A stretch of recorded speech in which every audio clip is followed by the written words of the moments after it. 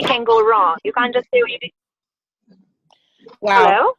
Yeah, that's a big mistake. I mean, that's a real problem. So I would The thing is, she's the one who did it wrong, and she goes and complains on us, you know? Can you believe that? no, that's crazy. That's just crazy. Well, so you have to retrain everybody on the protocol and you know, I don't know, make sure it doesn't happen again.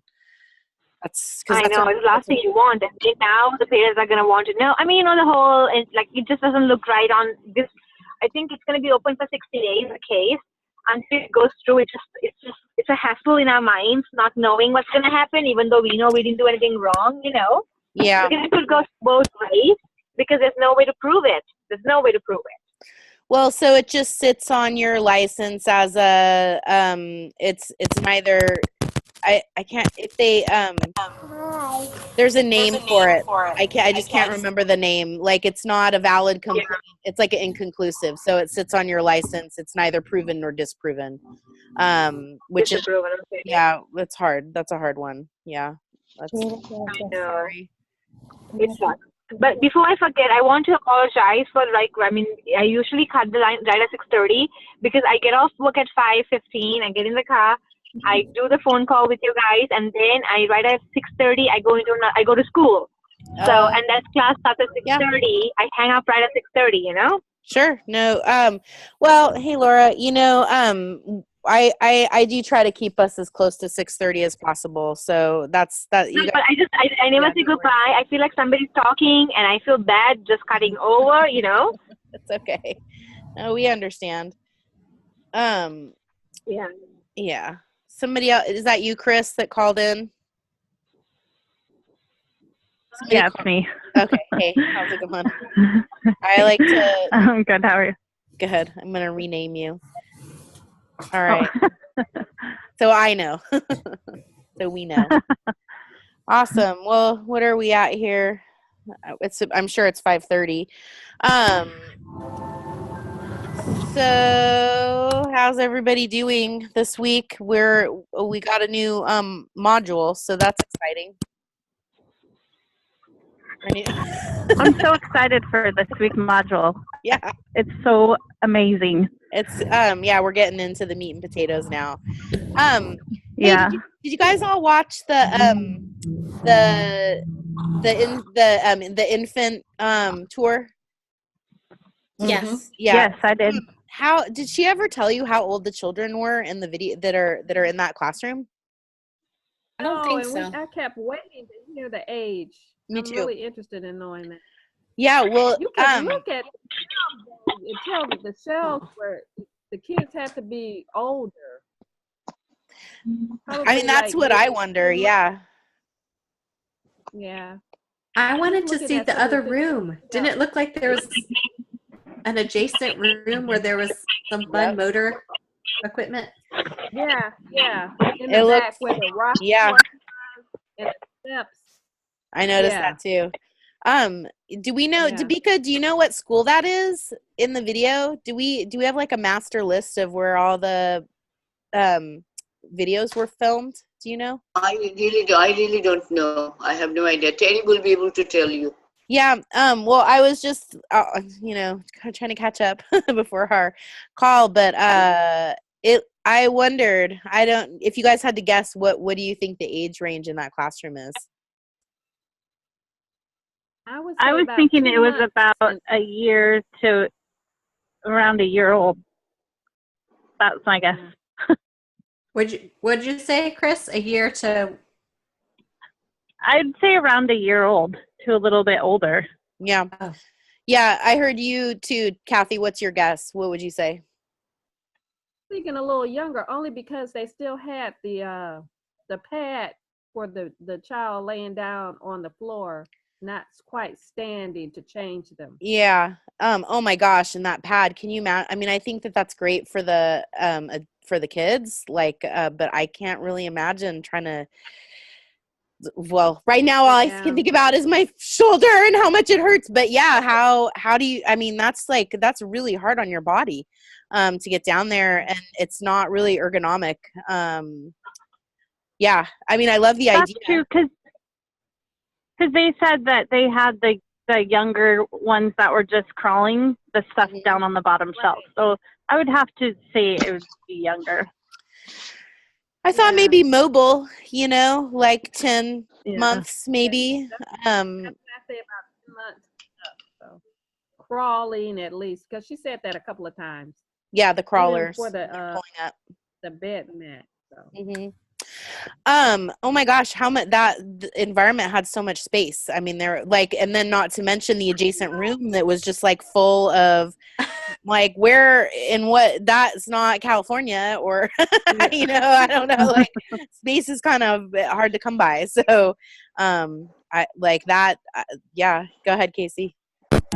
So I don't know if this is super relevant or not, but when I was in residence this past summer, my friend Hannah was telling me about how she had this experience in her environment, in the infant environment, where they were changing the children's diapers, and she said that there was one lady who, as she was changing the child's diaper, she lifted their leg like from the feet this way and wiped their bottom this way.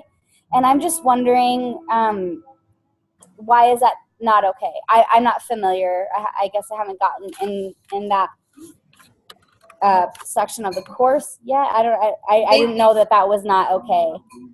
Catherine talks about that in this week's stuff. Okay, I haven't gotten to. She doesn't really give a specific.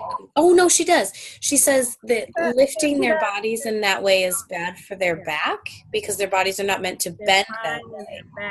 Yeah. So you roll them on their side. Is that correct? Yeah. Okay. Which is not something I've ever done. Like I've never changed a diaper that way, but I do know that what's that other woman's name who actually wrote one of the books we read? Bev Kovacs. Bev talks about putting your forearm like under their knees and allowing them to push against you, like that gives them to participate in the change as well. But I guess really young infants can't do that yet. Yeah. But as soon as we learned that from Beverly, I was like, oh my gosh, I started doing it with my son. I was like, I'm doing this so wrong. This is so disrespectful. But, so if I were to bring, because I'm the only one in my, on the infant and toddler side who's trying to get certified. Everyone else is just works there. And that, I didn't mean that to sound negative, sorry.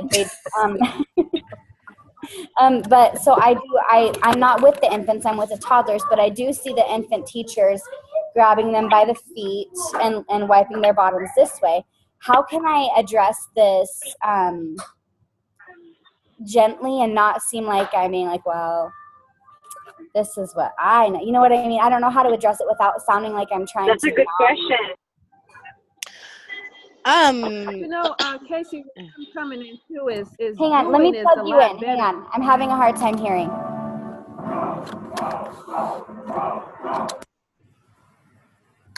That's Hello? What I'm finding in my class, because they do a lot of things to the contrary of what we're learning. What I'm finding, if you do it more than say it, and they see it and pick up on it, then they'll start doing it as well. And then what I was going to say in regards to the rolling, it's a natural progression. Catherine shows that when you're showing the baby to roll over, they eventually start helping you by rolling as well. So I found that really informative. And I think if you approach it in a sense of, this is what I just learned about even their, what's the word I'm trying to think of here? Like anatomy? Yeah, their anatomy. That it's actually can be harmful to lift them like that. I mean, because nobody wants to hurt a baby. And for the most part, you're probably not going to. I mean, I don't know.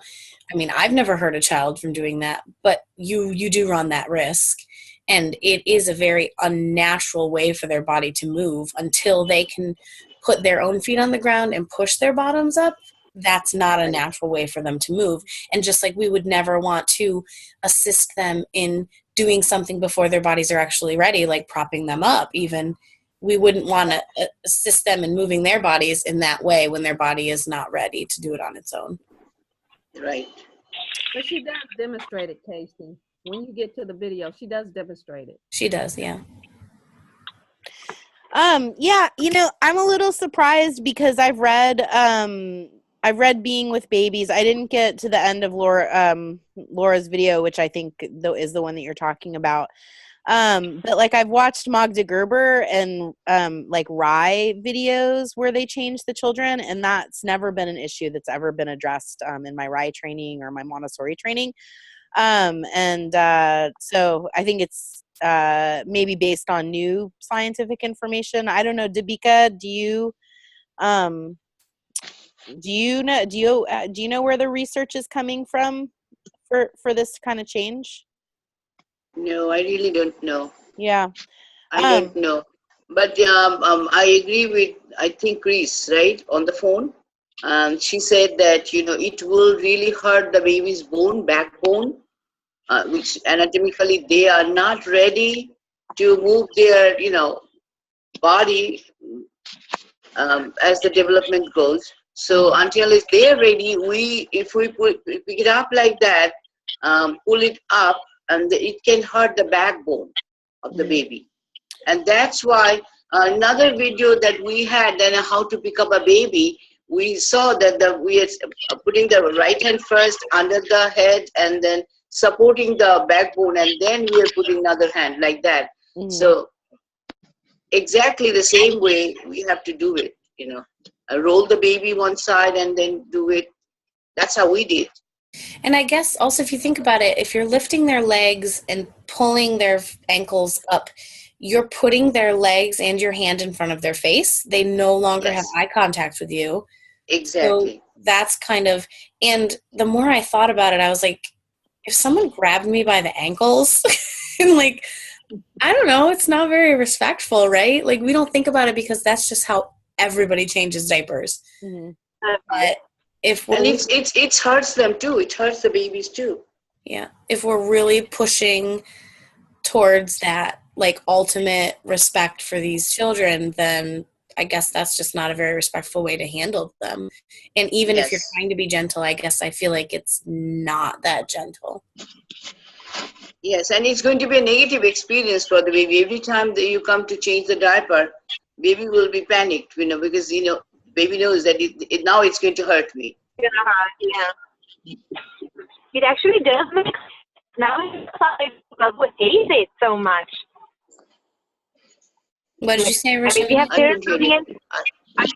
It does make sense because now we have, like, I have some parents coming in saying that, you know, my baby hates being diaper changed. I mean, no wonder. Like, because it really does not it's not a comfortable position for them. It really does make sense now, even though I have been doing that too, you know? Yeah. And when parents rush through and they don't make their child a part of it, then the baby's just like, well, I don't even want to deal with that. Like, you're not going to, I know. You know, it's, distracting them and just rushing through is never beneficial. Wow, that's crazy. Good. Yeah, it's an aggravation for them, actually. We, you know, when we are doing that, we are aggravating the child because the child is getting, you know, the symptoms that, you know, now she's coming to do this to me. This kind of thing. Yeah. Instead of coming to help me. Yes. You know, instead of coming to take care of me, coming to help me do this for myself. I think also that fast diaper changing could really bite you in the butt later when you want them to use the bathroom. And that's a very long, drawn out process. And they have no patience for like learning and accomplishing that part of their life, you know? Because they just want it to be done fast, and you're much more efficient at changing a diaper than they're going to be at pulling down their pants, getting on the toilet, using the toilet, you know. So I'm so. And also, Casey, you were asking how you're going to approach to the other people, those who are doing it, who are not under the training. What you can do is you can, you know, like, do you have workshops in your school or, you know, like a kind of seminar things? You can ask for once a month. You can have a nice get together, and we can have an agenda that this is what we're going to discuss. and everybody can share their opinions, how they think that it's right. And then you can share the things that you are learning in the training program and discuss with them in a very positive manner. So like a workshop or a staff meeting, something like that. You can do that. What do you think, Mercedes? Handouts. Yeah, I think handouts too. Well, I think Kathy really modeling it is the best way. Like people catch on when they see. But then, you know, like if I hear a teacher say something, like sometimes people will come in and you know, you hear them try to make one of the kids apologize to the other kid, and you're like, yeah, you know, we don't really do that here, but I don't want to interrupt what's happening in the moment. So I follow up with an email, hey, like, you know, a little compliment sandwich, whatever, I love the way you're with the children, blah, blah, blah, saw this, wanted to let you know that here's some good articles, let me know if you want to talk a little more about this. So I think that can be really effective too. Just like I'm a big fan of a little email, a little compliment sandwich, and you know, and then they'll do with it what they will. But if you're the lead in the classroom, then you know, and I think most people appreciate it, and like to, you know, when people start working with us, and even if they've been with us for a while, something that I really reiterate is that we cultivate a culture of cooperation, not just with the children, but with the teachers. And so, like our motto is teamwork makes the dream work. And part of that means that we like that every piece of advice or little pro tip that one of the teachers has for another teacher is always given in the spirit of helpfulness, and that it's never intended to hurt anybody's feelings. So making sure that there's some trust on the front end really helps, I think, when you want people to hear what you have to say. I guess for me, at least, it feels a little uncomfortable just because I am the rookie. You know, I've been at this facility for just a little over a year. The other women that I'm working with are very knowledgeable, very capable. They've been there for 7+ years. And I think there is kind of a little bit of like, as far as the infant and toddler side go, there is kind of like an us and them mentality, which is unfortunate. Yeah. But we work in 2 different areas, and we each have our own staff, and we get close with our staff, you know, and so I understand that, and I respect those women. I know that they've been in this profession longer than I have, and I also appreciate that, like, I am this, you know, this young buck who's coming in with this new fancy training, and you know, and so much has changed in the infant and toddler environment since I've started this training, for the better, you know, just because I'm learning so much, and I'm like, well, let's implement this, you know, and I think no one's ever said anything, and no one's ever, you know, done anything to make me feel that way, but I just kind of interpret it that way, like they're like, oh, here's Casey coming in again to tell us how to do our job. And I don't, maybe it's me being like super self-conscious and like trying not to step on toes, but also trying to be like, well, this is what I'm learning, and I'm learning from the best of the best. And this, you know, if this is the type of environment that we want to have, this is what we need to do, you know? So, Casey, I find if you ask questions, then they feel they're involved. Like I'll say something like, why do you do that like that? Or do you think that we can do things like this? And then get them involved and kind of let them feel like it's their idea as well. And that kind of so it's more of like a team, like a collaborative thing. Like a collaborate, yes. And what's the age range of your infants, if I can? 18 to 30. Oh, I'm sorry. Infants is 9 weeks to 18 months. Oh, you have real babies. Mm-hmm. And then, so that's the infant side, and then the toddler. I always feel weird saying infant side, like infanticide or something. Infant side, and then the toddler side is 18 to 36 months. You go from 9 to 18 months. I'm sorry, what? And what's the ratio? That's a big range, 9 weeks to 18 months. Yeah, I'm trying to figure that out. Yeah. Well, how many children are in? Is it the same setup where they have 19 kids and 4 teachers? No, I'm not exactly sure how many they have. They have at least 12. Not all the time, but I think on their roster they have at least 12. And What do 3. you have on your side? They have several.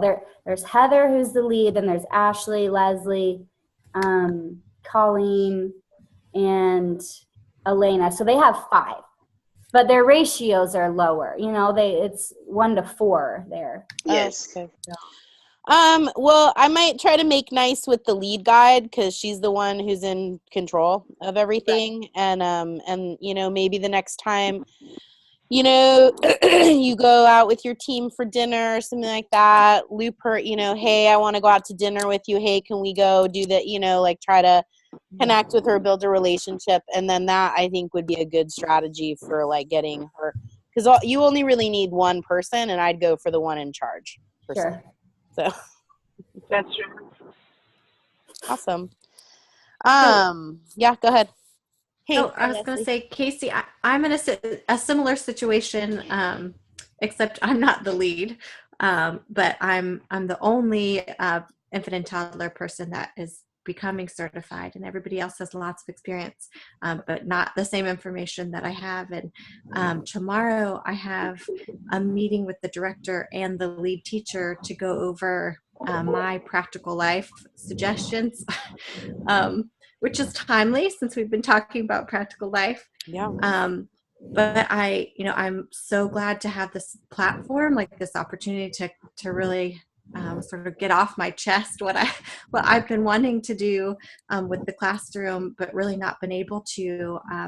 But I want to present it in a way that is, you know, respectful, and I like Kathy's approach too, to kind of asking the right questions and sort of leading it that way. So that's my challenge for tomorrow, is to really sort of build a case for real meaningful work in our classroom. And my approach I was gonna ask your feedback, but my approach was going to be to think about sort of my long-term, like to start with the more sort of difficult or complex practical life activities, and then so that's sort of where we're going, and then build, you know, what are the prerequisites to that. So like if I wanted, like I have several students in my class that I think would really like to have a tea party, but they haven't had opportunities for dry pouring. You know what I mean? Like we're there. Like we need to start with the dry pouring and then the wet pouring. And my behavior analytic brain thinks about what are the steps to get there, you know? And so, you know, my whole sort of case is talking about, you know, what's challenging work for the students in our class, and then what are the activities that can kind of lead up to that. And then last week we were talking about having some pouring work. I think it was Chris that was talking about in her classroom having like a sensory table where there are lots of different types of materials to use to do pouring, because we have several younger kids that are still in that exploratory phase where they want to just pour it on the floor and see the effect of that. And so they're not even ready for sort of isolated pouring from one, you know, thing to the next. So, what do you guys think? In our class, they haven't started with the wet pouring at all. They have 2 metal pitchers where they have a like a golf ball in one, and they pour the golf ball from one pitcher to the other. So they're learning the process of the pouring, but it's nothing that's spilling yet. Right. So I bet it sounds neat. They start off like that, and then maybe you can work up to the rice or the beans, and then they get the process of more pouring. And then that's what I'm trying to do. I'm trying to work into the water, because they shy away totally from the water. They don't want to do any water where I am. No. I rather do water. It's easier to wipe up than to sweep up 1,000 lentils. I know, me too. That's what I was thinking exactly. I was like, why does dry pouring come before water? Because I think, well, okay, so this is what I have to say is that Well, I have a question. Do the children pour at the snack table or at the lunch table? Do they use their little pitchers to pour into their glasses, like little bits of water, milk, or anything like They that? don't do any of that at this. Not yet. Okay. What about you, Yeah. Leslie? Do you guys have any of the practical life in context, like at snack? It's pretty inconsistent. Sometimes we'll happen to have milk or juice in a pitcher that they can pour, but that's my real struggle, is that nothing's presented the same way every time. It's not organized on a tray. I mean, we have trays with kind of random things on it, but our practical life things aren't very organized and are not presented consistently. So the children aren't showing, an improvement and independence in those areas, or they're just not even completing that work cycle. Right. So sometimes they get some of the students sometimes get an opportunity to pour, but again, that all three of the teachers might be showing them a different way to do it. Well, I like practical life at the table. I think that toddlers really respond to practical, like the isolation and movement activities, like the pouring. That, I mean, I got not that I think that those are great, because you have the children who move into that sensitivity and they want to move things back and forth, and they do that like at the dishwashing table. I watch them for long stretches of time filling up their spoon and moving the water from one basin to the other in dishwashing, or like at the lunch table, making sure that you have enough pitchers so that either everybody has their own pitcher, and so you put a little bit of liquid into that pitcher and then they add it to their glass. But those are also, I think, really important prerequisites to the bigger like tea pouring. I think I would, go ahead. Yeah, I would really like to. We still have paper and plastic that we're using for meals, and I would really like to have a washing station where they, are able to wash real dishes afterwards. And when I've asked about that, they say, well, we don't have a dishwasher, and then also that they're not ready for that yet. And so I felt like tomorrow I need to talk about, like, how are they ready? Like, what do we need to, what would help us feel confident that we could introduce this, and they're ready for that, I don't know about not being ready. Leslie, I have real plates and cups in my classroom. We don't use plastics. Like we don't use paper or disposables. They do quite well with them, actually. Even with the utensils, like real spoons, real forks, they do really good. I think we should really try and get that into the classroom, because it's beautiful to see how careful they are, and then how much they love. Once they've done eating, they go and rinse it in a wash bin and put it aside too. And then later on in the night,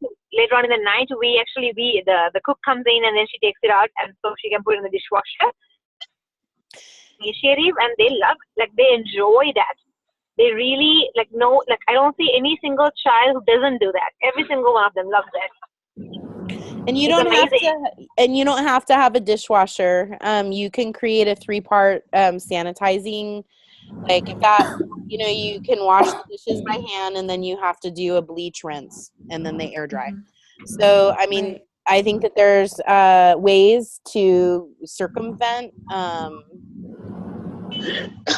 the dishwashing issue, and to allow the children to wash the dishes, and then you just go back and rewash them and sanitize them using that 3-part. And then I wrote something, I kind of forgot about it, about the importance of family style eating, and about using.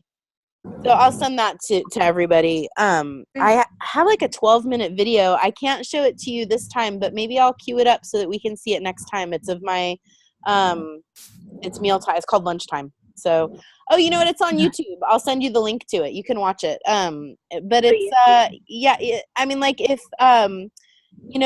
your teachers need, or your administration needs, I don't know, like a little, hey, look, look at these kids are just like our kids. There's nothing that makes them any different except the opportunity, And I think it's a little scary in the beginning for every teacher, it's a little like, what are they going to do? And there's going to be water everywhere. And yeah, you got to get a little mat,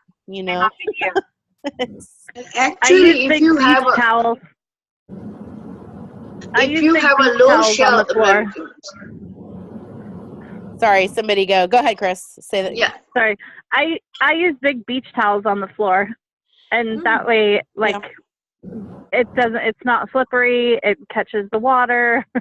And we just we go through a lot of them, but we wash our dishes. And like today we had smoothies in glass cups with spoons for snack, and they washed it all. But then we have a dishwasher in the kitchen, which is like a doorway away from our classroom. And so at the time that they're getting ready to go outside, a teacher takes them all and puts them in the dishwasher. So is it wrong that there's not a prerequisite? Do you start the dishwashing from day one?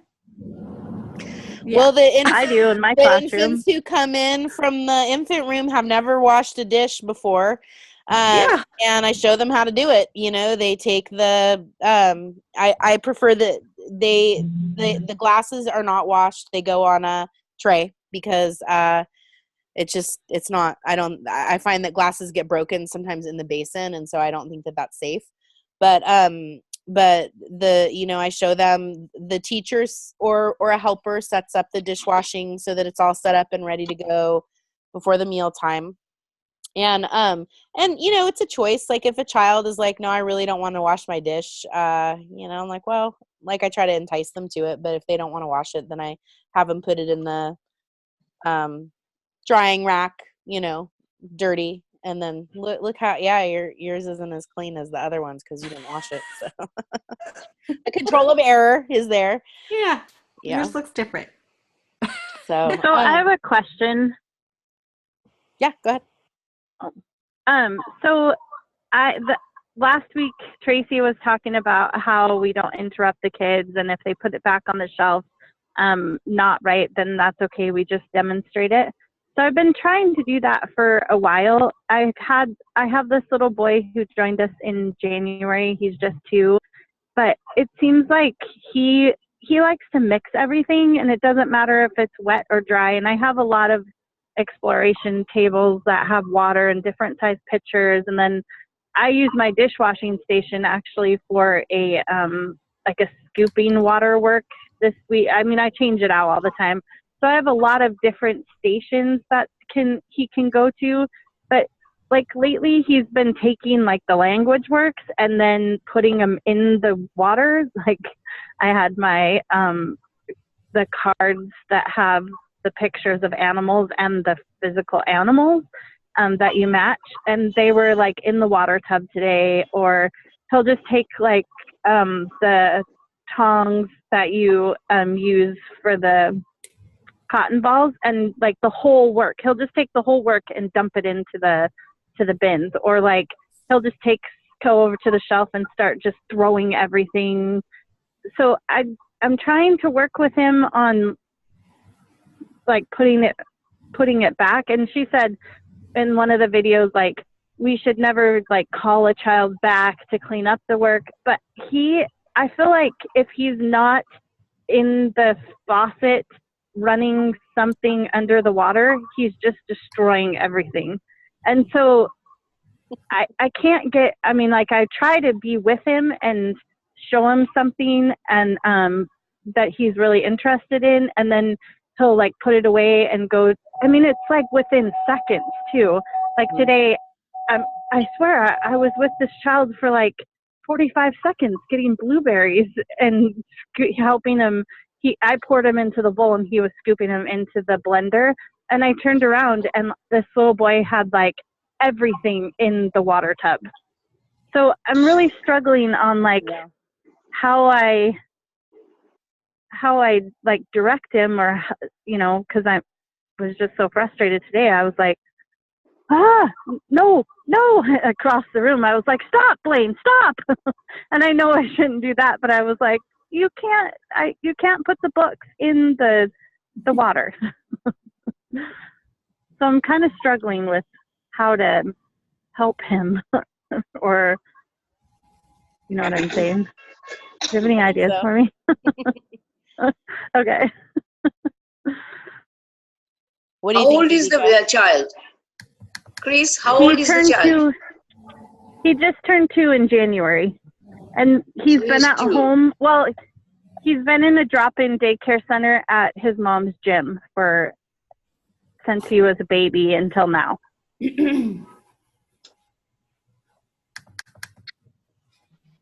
So is there any way you can ask him, not, don't do that, don't do that. You just go there and help him by doing yourself and let him, help you. Yeah, Can and you I do that? have him stay by me until I get it done. When I bend down and try to talk to him, he'll just yell at me, no, no, no, and like run away. So I'm just really frustrated with like, I know. is he what? Is he new to the class? Yeah, he just started in January.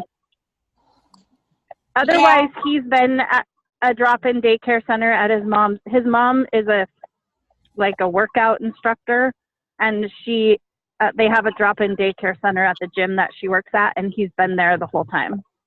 He just started like the second week in January. Mm-hmm. So has he developed any connections with the teachers? Like, do you feel particularly connected to him? Does he have any friends? How's the emotional side of it? He's sad at drop off, and but he gets over it pretty quick now. He's really excited to be there. Like, he loves to be in the class. He doesn't really connect with a lot of the kids because the kids are annoyed by him. Yeah. So we're like, he's ripping up my paper. He's taking my stuff, or he's pouring water on my whatever. And yeah, he has my shoes on. He doesn't have any. He just goes to the coat room. He knows that he needs shoes. So he just goes to the coat room and takes anybody's shoes. He's brand new. Or he'll come out of like the coat room in a totally different, somebody else's pants, somebody else's hat, and then he'll be in the classroom and somebody will be like, "That's my hat, that's my hat," and he's going, "No, mine, no, mine." I'm like, "Oh, it's really not." He's just getting acclimated. That's all. He's just got to get used to it. He's still young. He is. Yeah. He's in the stage of exploring, actually. So it will take some time for him to be normalized. So you can, if he is into pouring, let him stay in the workstation that you have water pouring. Let him work with the water as much as possible. Yeah. And then he likes to drink everything too. So I've been trying to teach him that, like, the water out of the sink is for drinking, and these are the cups that we can drink with. So there is a couple, like the water station he really likes, and there's a couple, I have like a stand thing that you pour water in and the different things flip around, and he really likes that. So maybe I'll just try to get more. Yeah, as much as he will be engaged with the water activities, the normalization process will start, quickly. So keep him busy with the water activities as much as possible.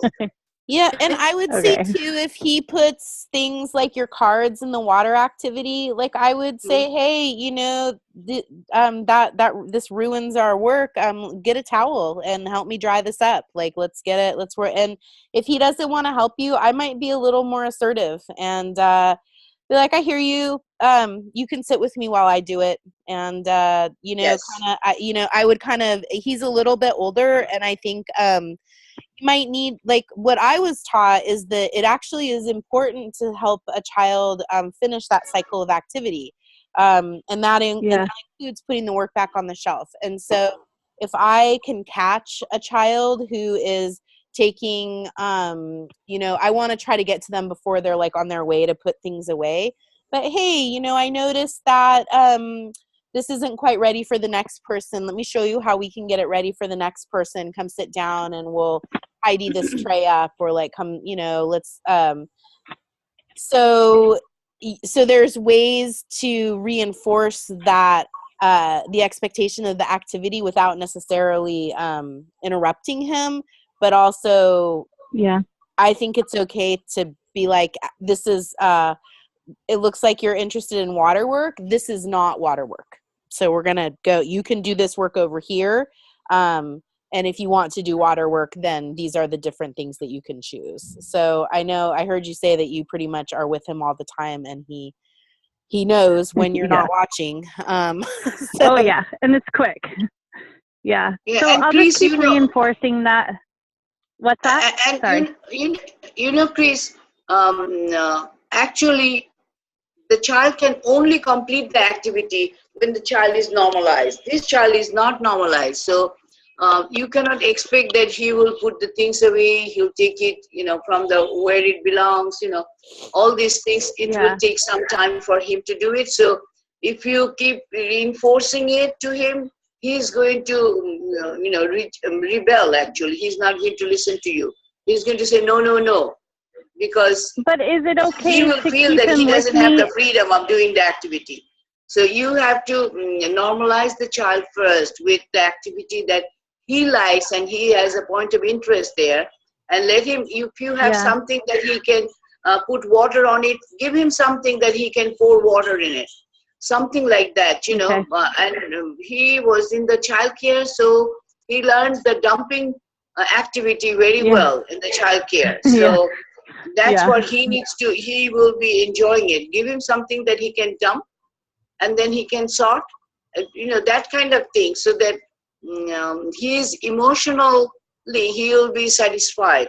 It will be, satisfying his needs. Once you can satisfy his needs, he will normalize. And when he normalizes, then he is going to follow your step-by-step instruction. Otherwise, he can't follow it. He's not ready to follow those instructions.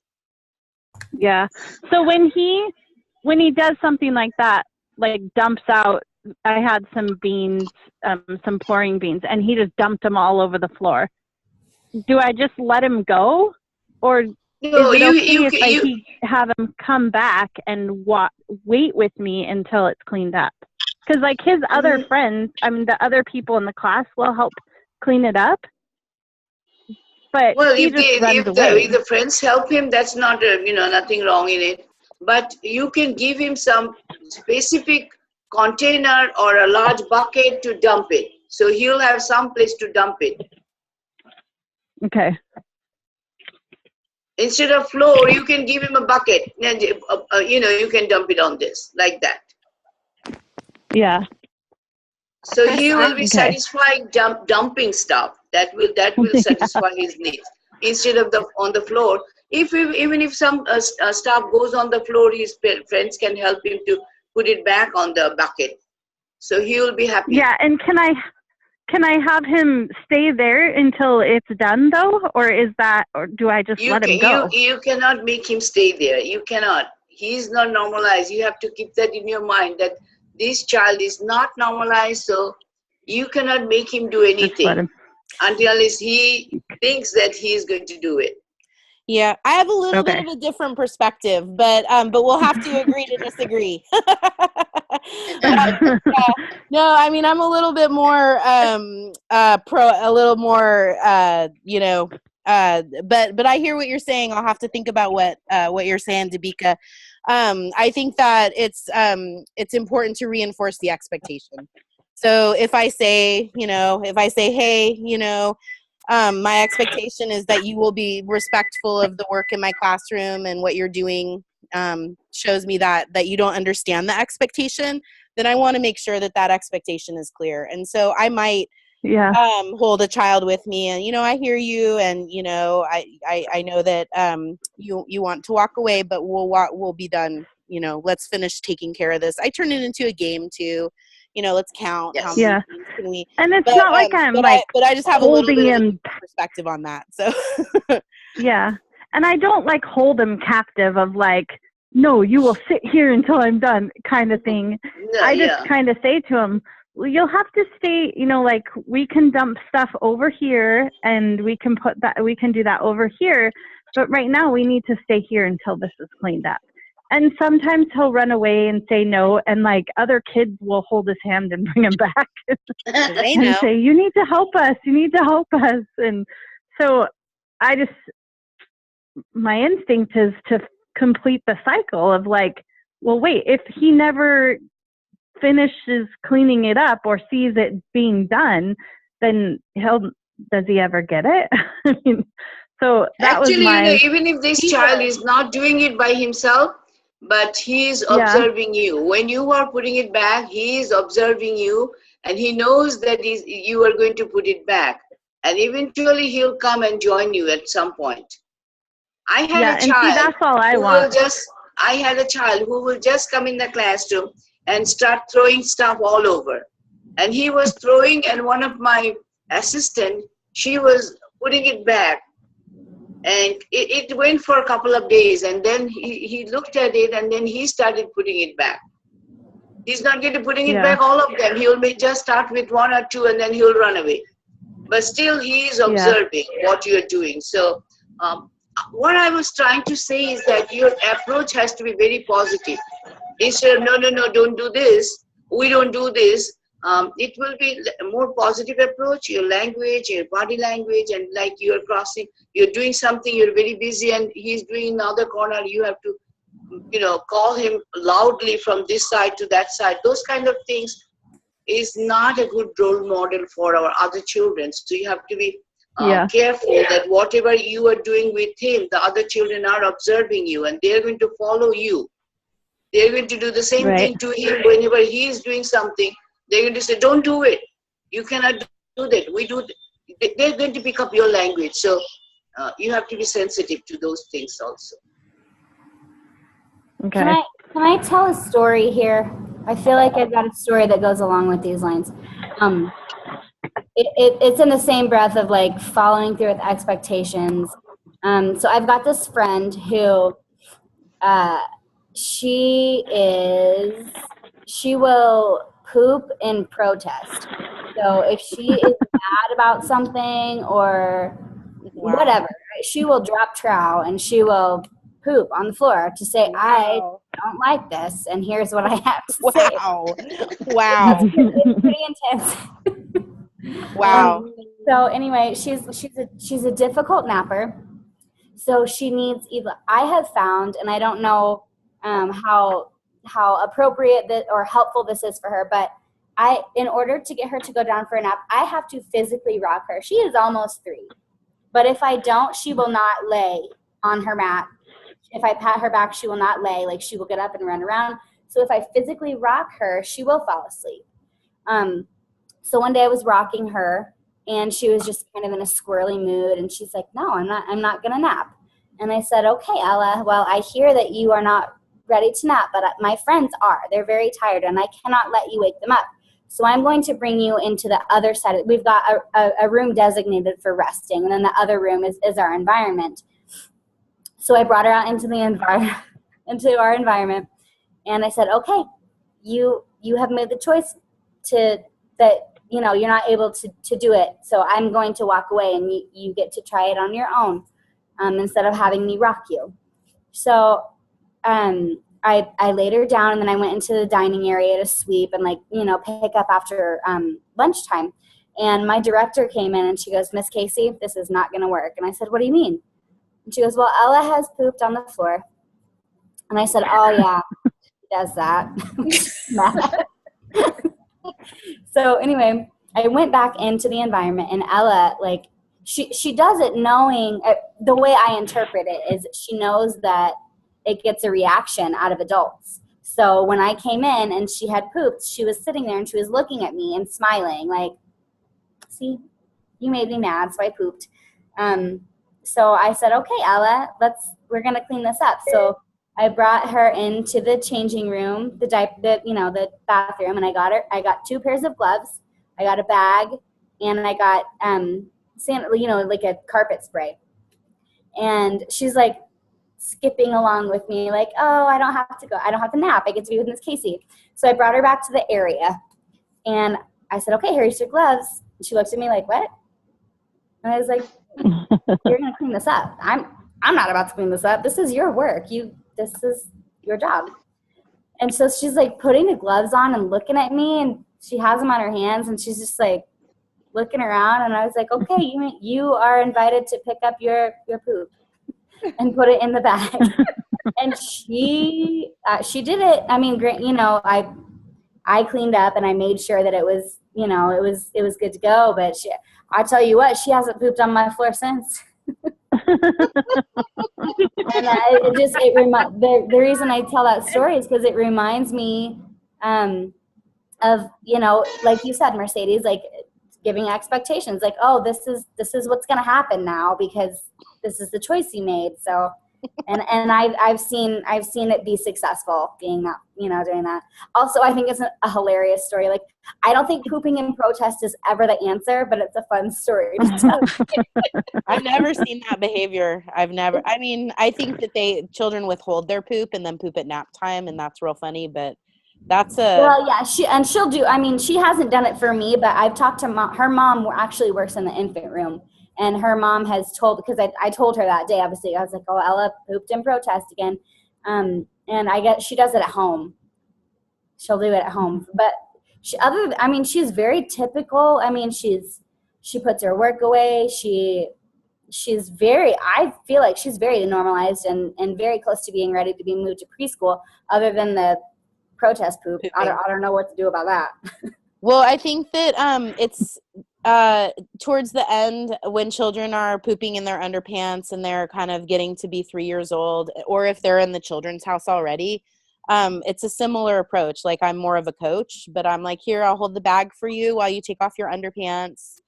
Here's a wipe for you to wipe your body. And I kind of let them take the lead in taking care of their elimination. And that's something, Sarah Mowdrey wrote a book called Toilet Awareness. And so that's always, something that I always encourage families to do at home is have like a little station, where you have a little spray and you have the laundry low, and, if someone eliminates, then it's no problem.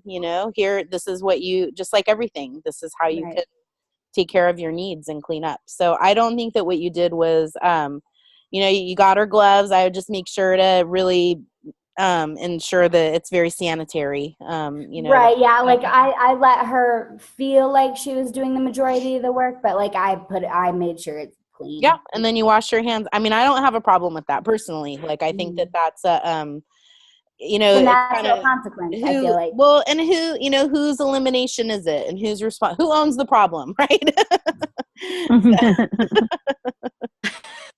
I don't know. Wendy, what do you think? I want to hear from you at least once before we say goodnight. So whether it's about this or something else, tell me what's on your mind.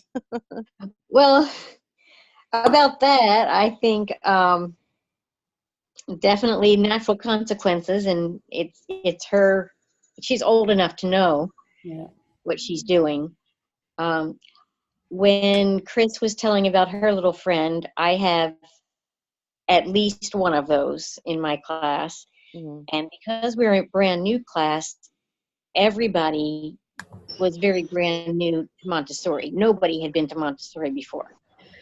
And 2 of the friends were 15 months when they started.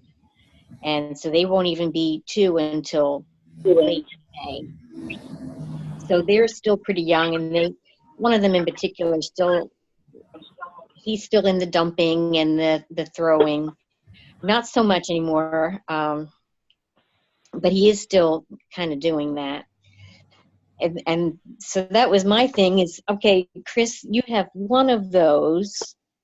I have several. So I can't keep them have all the time. You have more? I actually have a few of them, but he's the worst. And they don't usually come in months. So that's my concern, is that I'm just trying to maintain several of them at a time, and then I have the pusher. So, it's just sometimes I feel like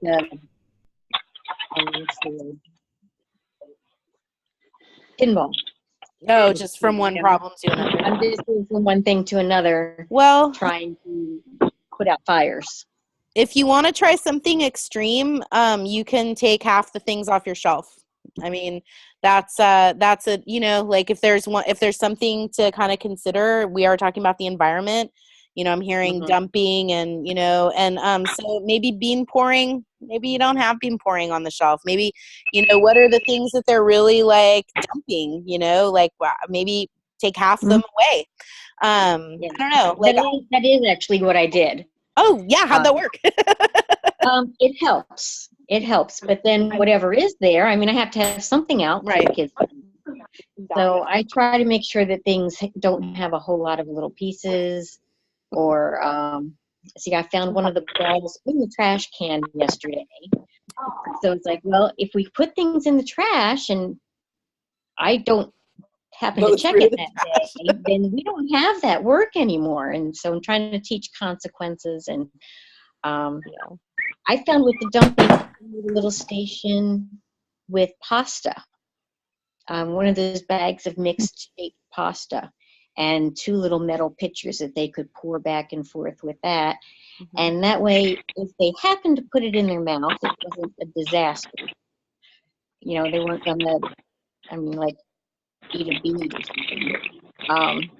And then I had an older girl, I had her sort the pasta, and then some of them started putting it on pipe cleaners. So it was one work, but there are several levels that it could be used. Yeah. So and the pasta, if it gets on the floor and stepped on, you just sweep it up and throw it away. So it wasn't too big of a mess unless he jumped like the whole thing, which I think he did once. Until you have the child that brings the water over to the pasta table. Well, and pours the water in the pasta table. I don't have a whole lot of water work for that reason. I haven't been quite brave enough. And as brave as I am, my assistant is less so. So, and she has to be in the environment as well. So I try to bring it in controlled ways as much as possible. But now that, they've both been there since late August, so they're getting to where they can do more now. I really see them doing more concentrated work and using things the way they're mostly supposed to be. So that's me. Well, that's encouraging. It's hard. Toddlers are they're the best, but it's definitely not it's different than preschool. It's and I find it's more relationship based too. That when I see these children, when I have a child who who's running away from me and doesn't want to connect with me, and I feel like, hey, I'm giving you this opportunity to hang out with me. Like that's you should take that. You should, because I'm really nice, Yeah. So making sure that we're using. I think this next week, not like we're gonna come to more discussions about caregiving rituals, but I think that's a thing that we don't talk about enough. I think in our training, and that we don't value it enough. So that's kind of the other side too, is that when you have children who have challenging behaviors, like really making sure that we're taking the opportunity to connect with them during diaper changes and during meal times, because that's where we build that goodwill. Because they don't, they only obey if their will aligns, it happens to align with ours. Really the child under 6 is developing their will, and they are going to be like relatively unreliable in terms of cooperating. And so we have to make sure that we're filling the love bucket, because I'm pretty sure that that's why they do what I ask them to do, is not because they necessarily want to, but because they're like, oh, Mercedes, we love you. So I think that's a struggle for me too, because this little boy, I mean, I love him, don't get me wrong. I sound really bad saying this, but like, he's the snotty nose. He's got like green snot all the time. His ears are like oozing stuff. He like goes to sit on your lap and he snuggles you, and I do snuggle him, but he stinks so bad. Like, he needs a bath, and like, so I know, and like, he's the Linus of the Linus kid, like, and I do let him sit on my lap, and I do snuggle him, and I do give him hugs, and I do all that. But sometimes when I get up, I'm like, oh, I have to go wash my hands. So, and like the other day, I was wearing this black dress with these leggings, and there was just snot smeared all over it from him, and I was like, oh, yuck. So that is, I'll have and I do, like, I don't think that I ever, in fact, I feel really guilty of it. And I asked one of the teachers that comes in and out of my room, and I was like, is it apparent that I do it to this child? And she's like, no, I would have never guessed that. And I was like, okay, that's good. But yeah, I'll make a goal of being better at it. Like today, he wanted to read a book, and I sat and read a book with him, and we snuggled on the couch, and so I do love him, but I'll try not to think of Linus when he's there next to me. Well, I mean, that's the reality. There are some, it's that there's just some children that you're like, and that, I know, and his mom is like, she comes in and she's all dolled up. She's got like eyelashes, and she looks beautiful. Like, her hair is all immaculate, and she's got like these designer clothes on, and I mean, like, and I'm thinking, look at your little boy. I mean, he's got good clothes and all that, but he's just all the time has like green snot running down his face, and his ears are just so dirty, and so, like, I know, I'm like, look at him. But anyway. Well, let me think about how you can. Let's think a little bit about how we can communicate to parents, and that, that's a tough one. Like, how do we communicate to them about taking better care of their children? Just like, hey, I always encourage, because we don't have the time throughout the day when children eliminate to really, like, sometimes they need a bath, and I would say every day they need a bath. So maybe putting something in your newsletter about how important bathing is in the evening and how it really sets everybody up for success.